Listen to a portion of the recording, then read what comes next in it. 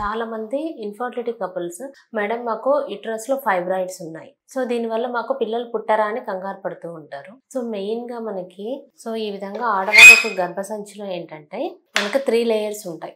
So దీన్ని ఏంటంటే endometrial cavity అంటాం. సో గర్భసంచి లోపల ఉండే లేయర్ ఏంటంటే ఇది ఎండోమెట్రియల్ లేయర్ అన్నమాట. సబ్ మ్యూకోజల్ లేయర్ అంటారు.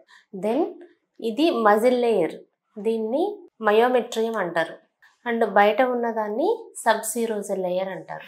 సో ఈ విధంగా మనకి గర్భసంచిలో 3 లేయర్స్ ఉంటాయి. సో లోపల sub mucosal layer, intramural, next subserosal layer అన్నమాట. సో ఇప్పుడు ఫైబ్రాయిడ్స్ మీకు ఎక్కడ ఉన్నాయి, ఏ ప్లేస్ లో ఉన్నాయి అనే దాన్ని బట్టి మీకు ఈ ఫర్టిలిటీ ఇష్యూస్ కూడా మీకు డిపెండ్ అయి ఉంటుంది. ఫర్ ఎగ్జాంపుల్ మనకు గర్భసంచి లోపల, సో ఇందాక చూపించినట్లు గర్భసంచి లోపల ఉన్నట్లయితే వాటిని ఆ సబ్మ్యూకోజల్ ఫైబ్రాయిడ్స్ అంటారు. సో ఈ విధంగా గర్భసంచి లోపల ఉండడం వల్ల అవి ఇంప్లాంటేషన్ అంటే బేబీ అతుక్కోవడానికి మనకి ప్రాబ్లమ్ గా ఉంటుంది. సో ఈ సబ్మ్యూకోజల్ ఫైబ్రాయిడ్స్ అనేవి మనకి మెయిన్ గా ఫర్టిలిటీ ఇష్యూస్ ని కాజ్ చేస్తాయి. దెన్ సెకండ్ ఏంటంటే ఇంట్రామ్యూరల్ అంటే మజిల్ లేయర్ లో ఉండే ఫైబ్రాయిడ్స్. సో ఇది కూడా సైజుని బట్టి, ఇందులో ఏంటంటే మోర్ దాన్ 4 సెంటీమీటర్స్ ఉన్న ఇంట్రామ్యూరల్ ఫైబ్రాయిడ్స్ కూడా మనకి క్యావిటీని కొంచెం డిస్టర్బ్ చేస్తాయి. కాబట్టి ఫర్టిలిటీ ఇష్యూస్, ఇంప్లాంటేషన్ ప్రాబ్లమ్స్ వచ్చే అవకాశం ఉంది.